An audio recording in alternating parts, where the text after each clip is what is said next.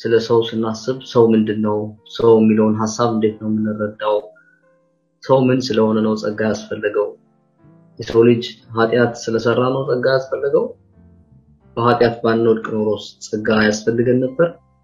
ወይስ አያስፈልገንም ነበር የጸጋ አስፈላጊነት የጀመረው መቼ ነው ስለዚህ ይሄንን ነገር የበለጠ ለመረዳት ሰው ምንድነው የሚለውን መመልከት ያስፈልገናል ማለት ነው ባለፈው የጸጋን ምንነት ተመልክተን ነበር ተክላላ መግቢያ አድርገን ነበር ዛሬ ደግሞ ሰው ምንድነው መጽሐፍ ቅዱሳችን ስለ ሰው ምን ይናገራል የሰው ልጅን እንዴት ይረዳል እንዴት ያውቃል የሚለውን አብረን ለማየት እንሞክራለን ማለት ነው ስለዚህ የሰው ልጅ ምንድነው የደረሰበት ጉዳት ምንድነው ኃጢያት ምንድን ያደረገ ኃጢያት ምን ስላደረገ ነው ጸጋ የሚያስፈልገን ጸጋ ደግሞ አሁን በሚያስፈልገን ደረጃና መጠን ያስፈልገን በርግጥ የተጎዳነው ጉዳት ምን አይነት ስለሆነ ነው የሚለው በሚገባ ማየት ያስፈልጋል ስለዚህ ስለ ሰው ልጅ ያለን ግንዛቤ ቀጥ ያለ ግንዛቤ ከሆነ ስለ ጸጋ የሚኖረንም ግንዛቤ በጣም ሚዛኑን የጠበቀ በመንፈሳዊ ህይወታችንም አንድ እርምጃ ወደፊት የሚያስኬደን አንድ እርምጃ ወደ ጌታ የሚያስጠጋን ይሆናል ማለት ነው ስለዚህ በዚህ አግባብ ዛሬ ስለ ሰው ምንነት ለማየት ሙከራ እናደርጋለን ማለት ነው በጣም ሰፊ ሐሳብ ስለሆነ ዛሬ በዘፍጥረት ሐሳብ ላይ ብቻ ተመርኩዘን በተለይ ዘፍጥረት 1 ስለ ሰው ልጅ የሚናገረው ነገር ምንድነው እዛው ውስጥ የምናገኛቸው ቁም ነገሮች ምንድናቸው እነዛን ይዘን ምንድነው የሚገባን ነገር ምንድነው የምንረዳው ነገር ያንን ደግሞ ይዘን ስለራሳችን ያለንስ ግንዛቤ ምንድነው የሚለውን ለማየት ሙከራ ነው የምናደርገው ማለት ነው ስለዚህ በጣም ኮምፕሌክስ ነው ትንሽ ደግሞ ወዲያ የሚያደርግ የአይምሮ ጂምናስቲክ ነገር የሚያሰራ ሐሳብ ነው ለኔ ለራሴ ማለት ነው ለእናንተ እንደዛ ላይሆን ይችላል ለኔ ግን እንደዛ አድርጎኛልና ትንሽ የሚከብድ ነገር ካለው ምን የሚል ነገር ካለው በኋላ በውይይት ደግሞ ሞር ዴቨሎፕ ያደረግን እንሄዳለን ማለት ነው ስለዚህ የተወሰነ ተጣር ነገር ይኖረዋል ግን ያው ቀስ ይያልን በጥሩ መዶሻ ተጣር የነበረው ነገር ናሽዋ እናረጋዋለን ቀስ ይያልን ስለዚህ እግዚአብሔር እያንዳንዳችንን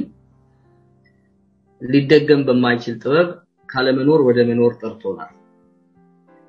ስለዚህ በጥሪው መልካም ፍቃድ አምሳሉን አካፍሎን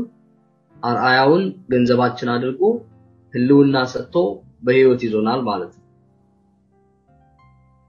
በዚህ መልኩ ስለፈጠረን ደግሞ በነገር ሁሉ ያደግን እየጎለመስን እንሄድ ዘንድ በመጋቢነቱ ኃይል ወደ ብልጽግና ሁሉ ወደ ሙላት ሁሉ ወደ እድገት ሁሉ ይጠራናል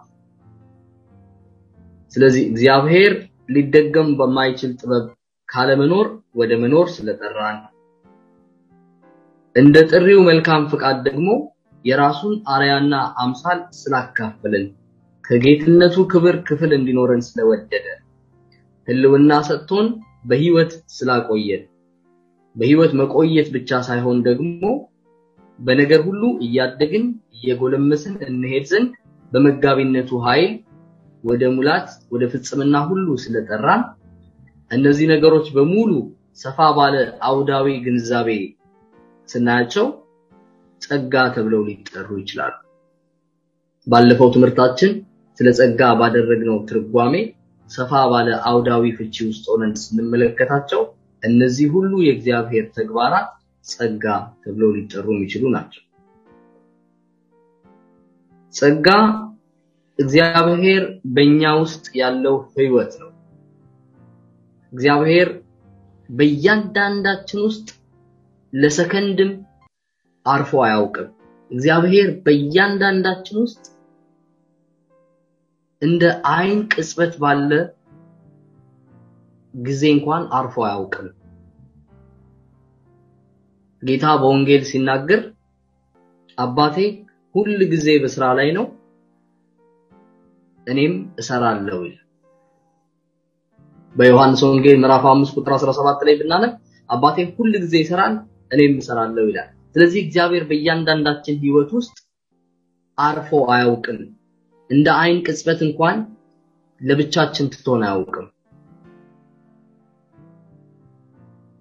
አንዳንድ ጊዜ እግዚአብሔር ዝም ያለ የሚመስልበት ሁኔታ አለ እግዚአብሔር ዞር ያለ የሚመስልበት ሁኔታ አለ ነገር ግን አንጠራጠር እሱ በእኛ ውስጥ አርፎ አያውቅም ምክንያቱም እግዚአብሔር ዞር ያለ ጊዜ ፍጥረት ሁሉ የለም እግዚአብሔር ዞር ያለ ጊዜ በህይወት የለንም እሱ ዞር ቢል በህይወት የሚዘልቅ ነገር የለም እሱ ዝም ያለለት የዛን ጊዜ እስትንፋስ ያለው ነገር ሁሉ ይቀዘቅዛል ስለዚህ እግዚአብሔር ዝም ያለ የሚመስልበት ዘመን የሚበጀንን ነገር የሚያዘጋጅበት የመሰራታችን ዘመን የተወደደችው የጌታ ዓመት በህይወታችን የምትመጣበትና የምትገለጥበት ዘመን ነው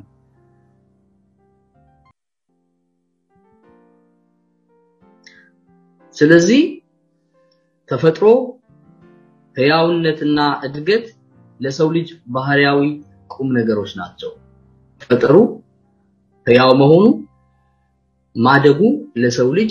ገንዘቡ ነው ባህሪያዊ ማንነቱ ነው ነገር ግን እግዚአብሔር ከባህሪያዊ ነገሮች ባሻገር የሰጠን መልካም ስጦታዎች አሉ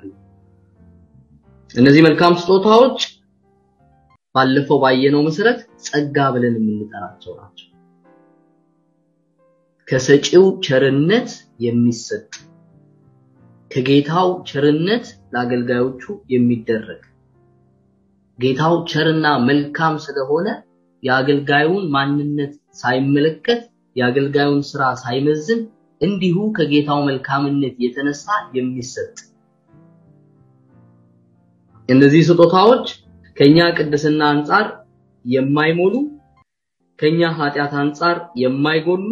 ከፈጣሪው መጋቢነትና አባታዊ ክብካቤ የተነሳ የተሰጡን የተቸሩን ነፃ ስጦታዎች ናቸው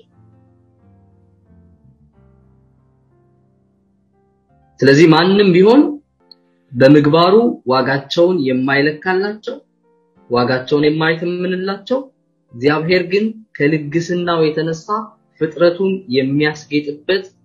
አክሊል ነው ጸጋ እግዚአብሔር ከልግስናው የተነሳ ፍጥረቱን የሚያስጌጥበት ፍጥረቱን የሚያከብርበት ፍጥረቱን የሚያስውብበት አክሊል ነው ነገር ግን ስለነዚህ ነፃ ስጦታዎች ወይም ስለ ጸጋ የበለጠ ለመረዳት ከፈለግን አስቀድመን የሰውን ልጅ ፍጥረት መመልከት ያስፈልገናል ሰው መሆን ማለት ምን ማለት ነው የሚለውን ማየት ያስፈልገናል ጀርመናዊው ባለቅኔ ጸሐፌ ተውኔትና ተመራማሪ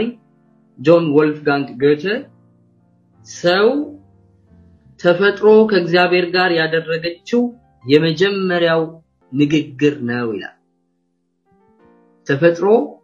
ከእግዚአብሔር ጋር ያደረገችው የመጀመሪያው ንግግር ነው ሰው ይላል የእግዚአብሔርን ድምጽ መስማት የቻለ የእግዚአብሔርን ድምጽም ሰምቶ ለዛ ድምጽ ምላሽ መስጠት የቻለ ከዛ ድምጽ የተነሳ በህይወት የሚኖር ከዛ ድምጽ የተነሳ የሚወጣና የሚገባ ተፈጥሮና እግዚአብሔር የተነጋገሩበት የመጀመሪያው ቋንቋ ሰው ነው ይላል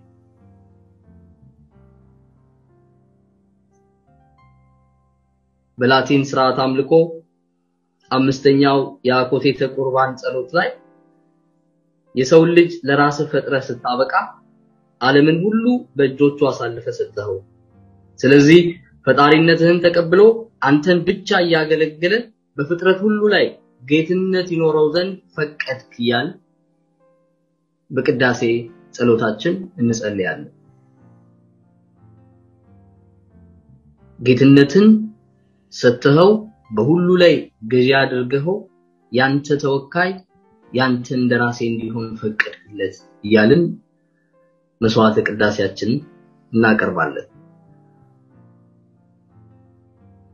ሰው ምንድነው የሚለው ሐሳብና ጥያቄ በእኛ ዘመን ብቻ የተነሳ ሳይሆን የሰው ልጅ ከተፈጠረበት ዘመን ጀምሮ ከተሰራበት ጊዜ ጀምሮ የሰው ልጅ ስለራሱና ስለሌሎች ሰዎች ያለው መሰረታዊ የህልውና ጥያቄ ስለዚህ መዝሙረኛው ዳዊት ስለ ሰው ልጅ ምንነት እያሰላሰለ በጸሎት መንፈስ ሆኖ ጥያቄውን ለጌታ ሲያቀርብ በመዝሙር 8 ቁጥር 4 ላይ እንደምናነበው ታስበው ዘንድ ሰው ምንድነው? ትጎበኘውስ ዘንድ የሰው ልጅ ምንድነው? ታስበው ዘንድ ሰው ምንድነው? ትጎበኘውስ ዘንድ የሰው ልጅ ምንድነው? አምላክ በሚያክል ነገር የሚጎበኝ አምላክ ሊጎበኘው የወደደ አምላክ ሊጎበኘው ልቡ ወደ ሰው የሆነ የአምላክን ልብ ማሸፈት የሚችል ይሄ የሰው ልጅ ምንድነው? ያለ ዳዊት ጥያቄውን ያቀርባል። ክርስቲያናዊ የሆነ የስነሰብ ጥናት ወይም ክርስቲያን አንትሮፖሎጂ የምንለው በዘፍጥረት መጽሐፍ የተገለጠውን የፍጥረት እውነት ይዞ የሰው ልጅ ምንነት ለማጥናት ይሞክራል። በዘፍጥረት መጽሐፍ የተገለጠው ምንድነው ካልን እግዚአብሔር አምላክ የሰው ልጅ በአርአያውና በአምሳሉ ፈጠረው ወንድና ሴት አድርጎ ፈጠራቸው የሚለው በዘፍጥረት 1:27 ላይ ተጽፎ የምናገኘው ነገር ነው።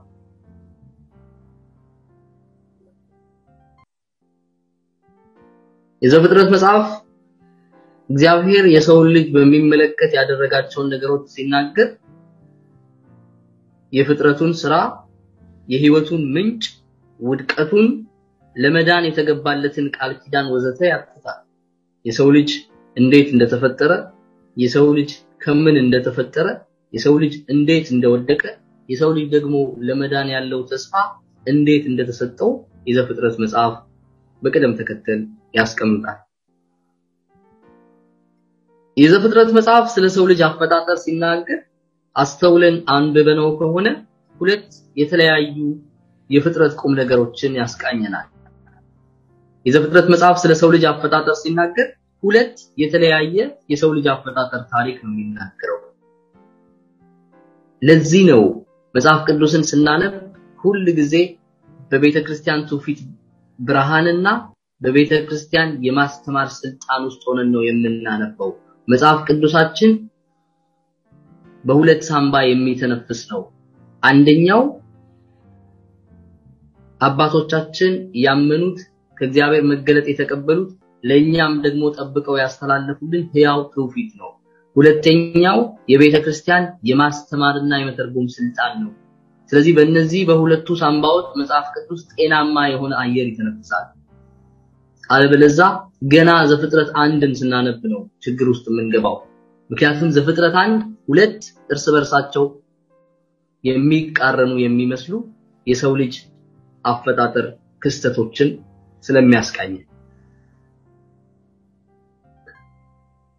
በጊዜ ቅደም ተከተል ስንመለከተው የመጀመሪያው ስለ ሰው ልጅ ፍጥረት የሚናገረው የዘፍጥረት ክፍል በዘፍጥረት 1 ያለው ሳይሆን በዘፍጥረት 2 ያለው። በዘፍጥረት መጽሐፍ ምዕራፍ 2 ከቁጥር 4 ጀምረን እስከ ምዕራፍ 3 ቁጥር 24 ድረስ ያለውን ቁም ነገር ስናነብ የሰው ልጅ ፍጥረት ከምንጩ አንፃር ይተረካል። የሰው ልጅ ከምን ተፈጠረ?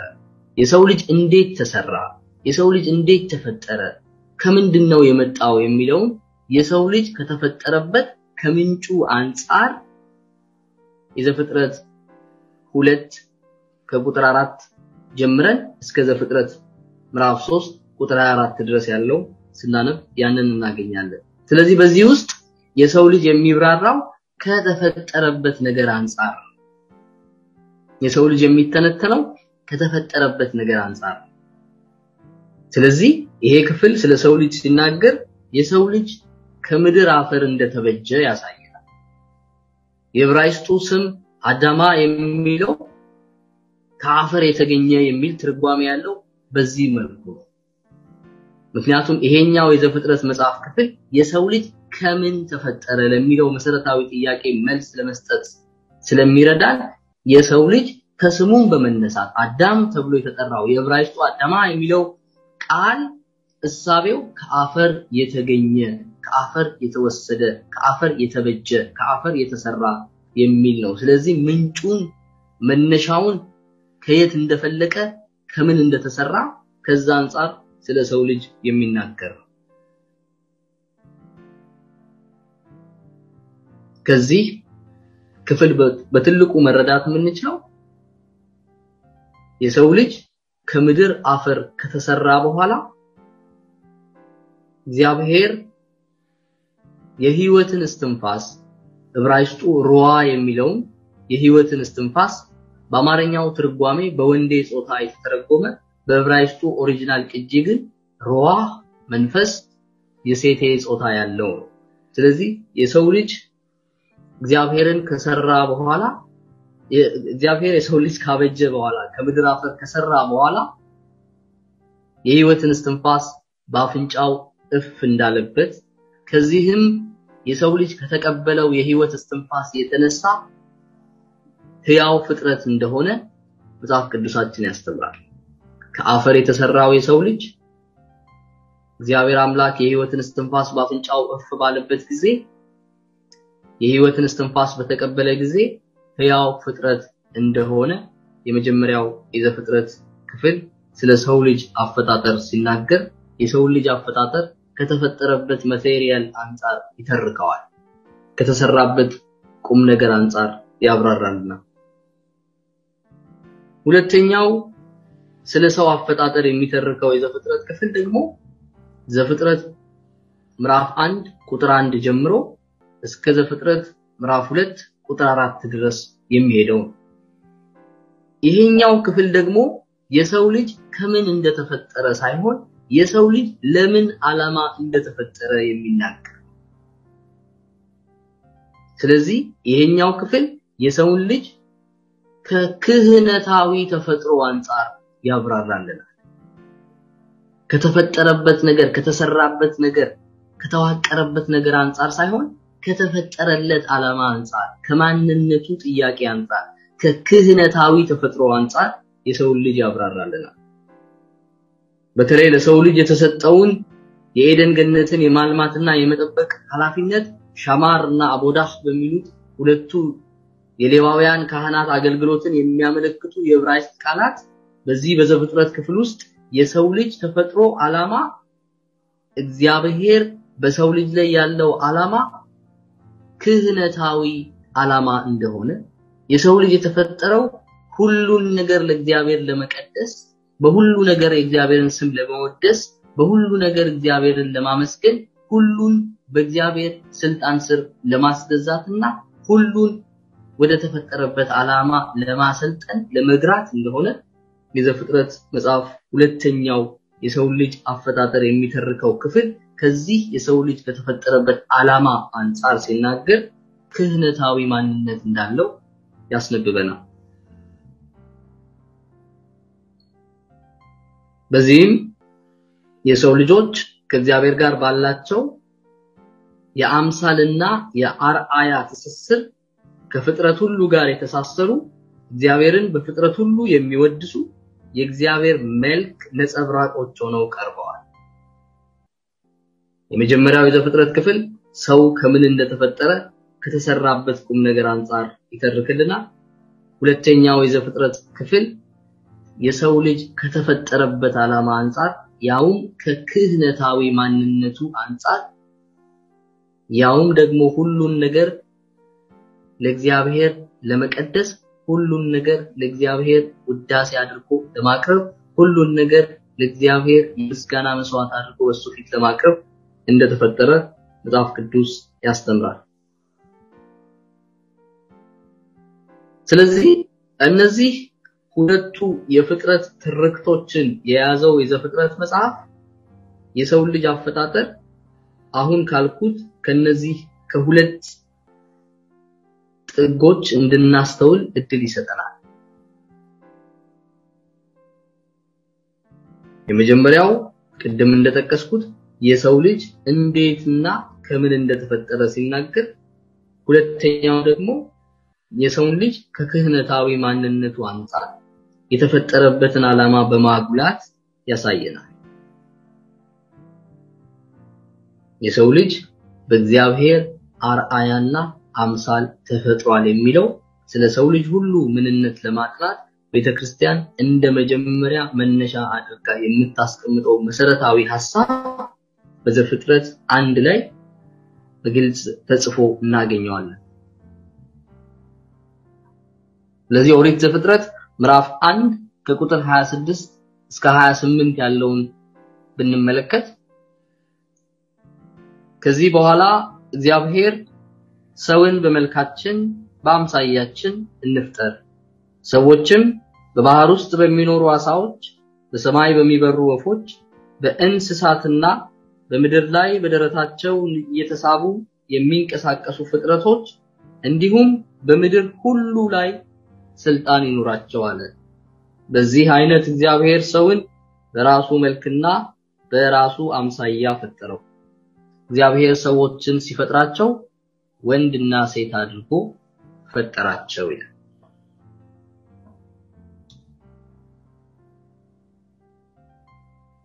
ስለዚህ በዚህ አግባብ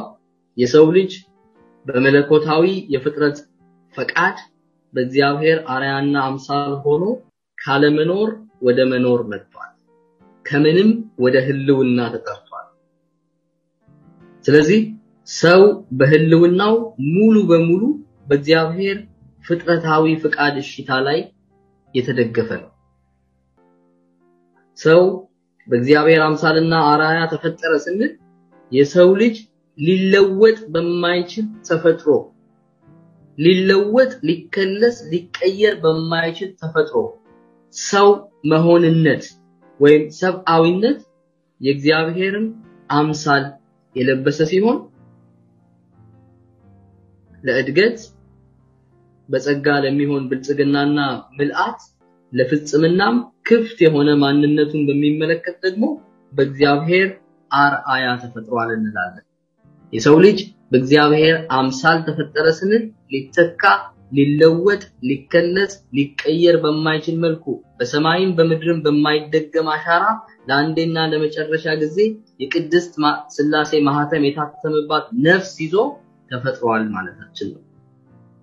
በእግዚአብሔር አርአያ ተፈጠረ ግን ስንል ወደ እግዚአብሔር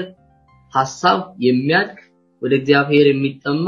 እግዚአብሔርን የበለጠ ለመምሰል በልጁ በጌታችን በኢየሱስ ክርስቶስ መልክ የሚቀረጽ በጸጋ በሚሆን ሥራ ከጸጋ ጋር ባለው መተባበር በጌታችን በኢየሱስ ክርስቶስ በሕማሙ በሞቱና በትንሣኤው ባለው ፍጻሜ ወደ ፍጽምና ሁሉ የሚያድግ ማንነቱን ያመለክታል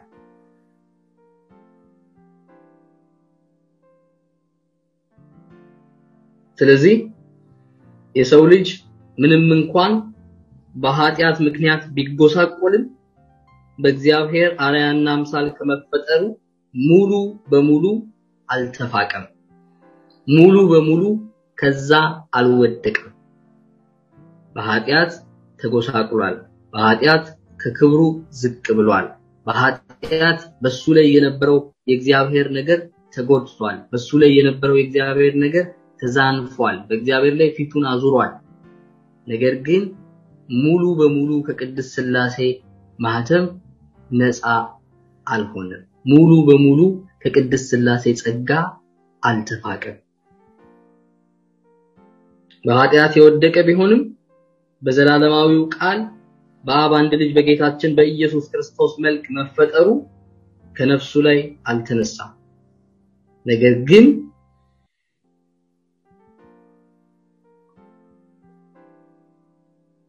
የፍጥረት ሁሉ አክሊል የመሆን መለኮታዊ ክብሩ በኃጢአት ምክንያት ከሱ ተወስዷል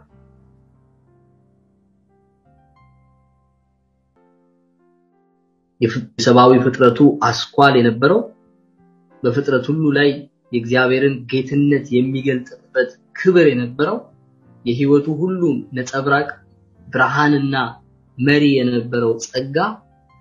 ከሱ ተወስዷል መለኮታዊ ክብሩ በኃጢአት ምክንያት አሁን ከሱ ጋር የለም እንላለን እንጂ ሙሉ በሙሉ ከእግዚአብሔር ሐሳብ ተፍቋል ሙሉ በሙሉ ከቅድስት ሥላሴ ልብ ወጥቷል ሙሉ በሙሉ ሰብአዊነቱ ረክሷል ልንል ግን አንችልም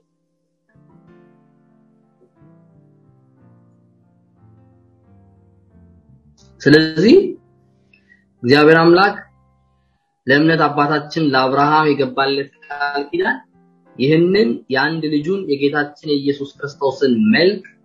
አርአያና መለኮታዊ ክብሩን ለመመለስ ነው ይህንን በኃጢአት የቆሰለውን ተጎሳቅሎ ከመለኮታዊ ክብሩ የወደቀውን ከእግዚአብሔር የወሰድነውን የሱን አራያ ሊያድስና ሊያርም ሊያስተካክል በውስጣችን እንዳዲስ ሊፈጥር በውስጣችን እንዳዲስ ሊያነሳሳ በውስጣችን እንዳዲስ ሊወልደን የሚችለው የአራያው ሙላት የሆነ ከባህሪ ልጅነቱ በጸጋ ልጅነት ያካፈለን ጌታችን ኢየሱስ ክርስቶስ ብቻ ነው።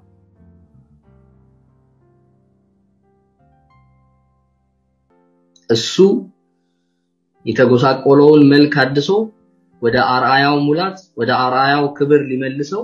የተገባ ስለሆነ በሕማሙ በሞቱና በትንሳኤው ቀድሞ ከአፈር የተበጀው ሰው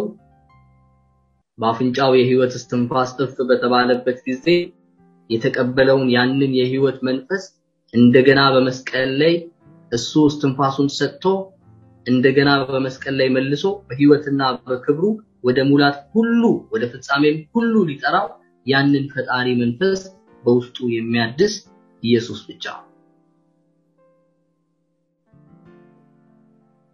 ስለዚህ የሰው ልጅ በዚህ ክብር የተገለጠ ሊደገም የማይችል መለኮታዊ አሻራ ያረፈበት ሆኖ በእግዚአብሔር አምሳል በዚህ የክብር ፍጥረት ጌትነቱን እየቀደሰ መለኮታዊ ስጦታዎችን እየተቀበለ በልጁ መልክ በመንፈስ ቅዱስ ኃይል ወደ አብ እየቀረበ አርአያውን እየመሰለ እንዲኖር የተፈጠረ ነው። ሐዋርያው ቅዱስ ጳውሎስ ይህ የእግዚአብሔር አርአያና አምሳል በአዲስ ኪዳን በሆነልን በጌታችን በኢየሱስ ክርስቶስ ባገኘነው ቤዛነት እንዴት እንደሚታደስ ሲያስተምር በቆላሲያስ መልእክቱ ምዕራፍ 3 ቁጥር 10 ላይ ወይም በአንደኛ ቆሮንቶስ መልእክቱ ምዕራፍ 15 ቁጥር 49 ላይ ወይም ወደ ሮም ሰዎች በጻፈው መልእክቱ ምዕራፍ 8 ቁጥር 29 ላይ ወይም በሁለተኛ ቆሮንቶስ ምዕራፍ 3 ቁጥር 15 ላይ ብንመለከት የሰው ልጅ ከዘላለማዊው ቃል ከአብ አንድ ልጅ ከጌታችን ከኢየሱስ ክርስቶስ ጋር በሱ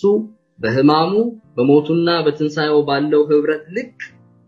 ወደ ልጁ መልክ እንደሚያድግና እንደሚለወጥ ግልጽ በሆነ አማርኛ ያስተምራል። ስለዚህ ዘና ብሎ ክርስትና የለም።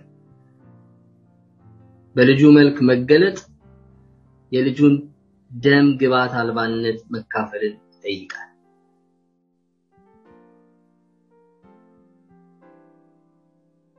በቀራንዮ መስቀሉን ተሸክሞ ከጌታችን ከኢየሱስ ክርስቶስ ጋር ወደ ተራራው የማይወጣ በደብረ ታቦር ከጌታችን ከኢየሱስ ክርስቶስ ጋር በተራራው ላይ ከፍ ብሎ የፊቱ መልክ እንደ ፀሐይ ሲያበራ ከክብሩ ለመቋደስ መጓጓት አይችልም።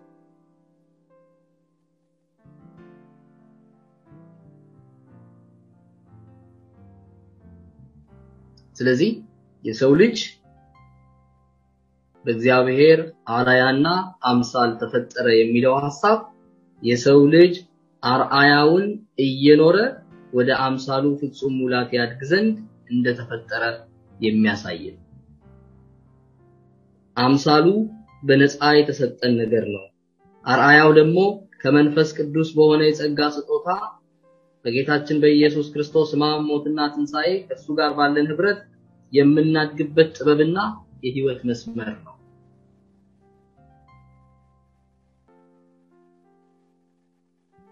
አርአያው ሐዋርያው ቅዱስ ጳውሎስ የሚለው በአይናችን ላይ የተሳለብን ኢየሱስ ነው።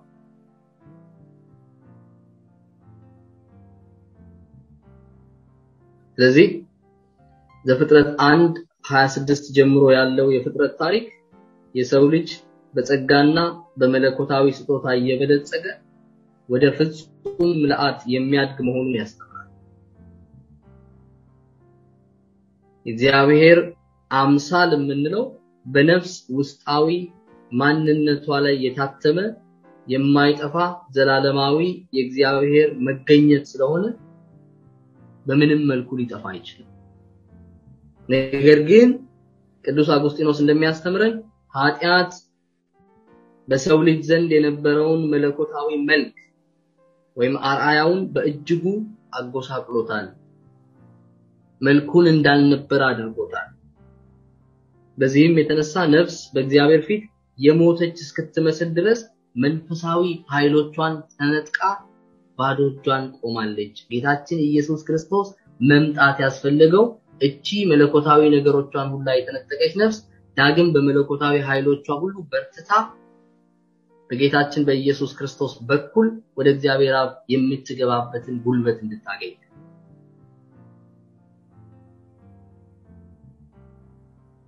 ነገር ግን ነፍስ ይህንን የምታደርገው ለብቻዋ አይደለም። የሰው ልጅ ከቅድስት ሥላሴ ልብ የወጣ ስለሆነ የሰው ልጅ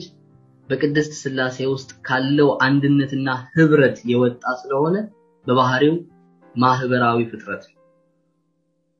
በዘፍጥረት 1 ከቁጥር 26 እስከ 28 ያለው ቀደም ብዬ ያነበብኩትን ክፍል ስንመለከት በእግዚአብሔርና በሰው መካከል ያለውን ግንኙነት ሲናገር እግዚአብሔርንና ሰውን እንዳንድ መልካም ገበሬና ያ መልካም ገበሬ እንዳፈራው እንደ መልካም ፍሬ አድርጎ ሲያቀርብልን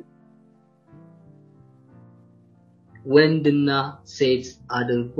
ፈጠራቸው ይላል። ወንድና ሴት አድርጎ ፈጠራቸው። ስለዚህ ሰው በባህሪው ከሌላው ጋር ባለው አንድነት፣ ከሌላው ጋር ባለው መስተጋብር፣ ከሌላው ጋር ባለው የቅድስና ግንኙነት እሱም እየተቀደሰ ወንድሙንም እየቀደሰ የሚያድግ ነው እንጂ እንደ ቃየል እኔ የወንድሜ ጠባቂ ነኝ ወይ የሚል አይደለም።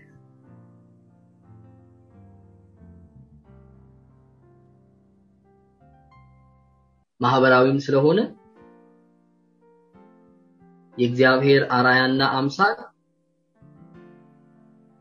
ከሰው ልጆች ጋር ያለው ግንኙነት በዚህ ብቻ የሚቆም ሳይሆን በትውልድ ቅብብሎሽ የሚቀጥል። በዘፍጥረት 5 ብንመለከት የዚህን ጥያቄ መልስ ይሰጠናል። የሰውን ማህበራዊነት ያሳየናል። ዘፍጥረት 5 በዘፍጥረት 1 ከቁጥር 26 እስከ 28 ድረስ ባለው ቅድመ ታሪክ አውድ ውስጥ ተኩኖ ሲነበብ የሰው ልጅ ከእግዚአብሔር የተቀበለውን ይህንን የእግዚአብሔርን መልክ ለፍሬዎቹ ደግሞ የሚያወርስ ነው።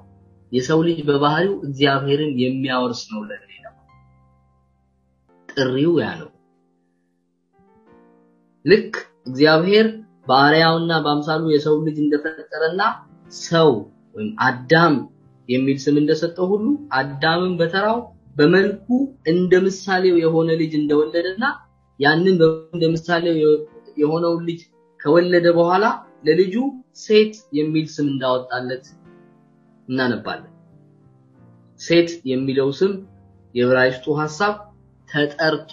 የመጣ ማለት ነው፣ ወይም በስፍራው የተተካ በስፍራው የተመለሰ ማለት ነው። ጌታችን ኢየሱስ ክርስቶስ ከነበርንበት ጨለማ ጠርቶ እንዳመጣን ጌታችን ኢየሱስ ክርስቶስ ከወረድንበት ጥግ ወደ ነበርንበት ከፍታ እንደመለሰን አዳም ያንን ሲያሳየን የተወለደው ልጅ ሴት ብሎ ሲጠራው ከዛ ቀደም ብሎ በዘፍጥረት 4:8 ላይ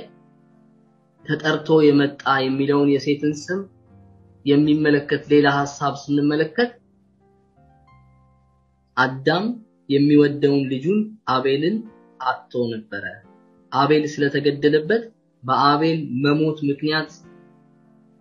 ሴትን እግዚአብሔር ስለሰጠው ሴትን እግዚአብሔር ስለተካለት ተጠርቶ የመጣ በስፍራው የተተካ የሚል ስም ይሰጠዋል። ጌታችን ኢየሱስ ክርስቶስ ከሞትንበት ስላወጣን ከወረድንበት ወደ ተጠራንበት ከፍታ ስላመጣን ክርስቲያኖች ተብለን ከሱ ስም በኋላ የምንጠራው በዚህ አይነት አግባብ ነው።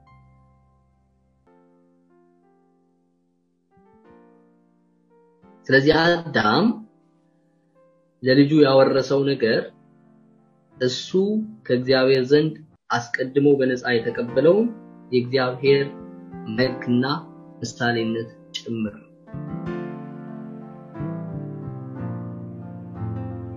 ስለዚህ ለማጠቃለል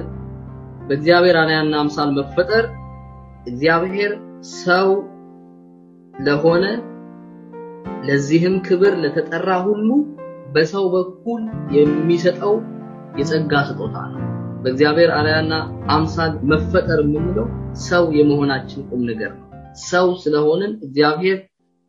ለሰውነታችን ሰው ለመሆናችን የሚያለብሰን ክብር ነው። ሰው የሚያሰኘን ሰው በሚመስል ስጋ ስለተፈጠረን ሳይሆን ሰው የሚያሰኘን የእግዚአብሔር አርአያና አምሳል በእኛ ላይ ስለተገለጠና በእኛ ላይ ስላለ እሱን ስለለበስን ነው። የሰው ልጅ ከእግዚአብሔር ልብ የወጣ የእግዚአብሔር መልካም ፍቃዱ ፍሬ ስለሆነ የእግዚአብሔር ልጅ ሆኖ የመኖር ዘላለማዊ ጥሪና ክብር አለ።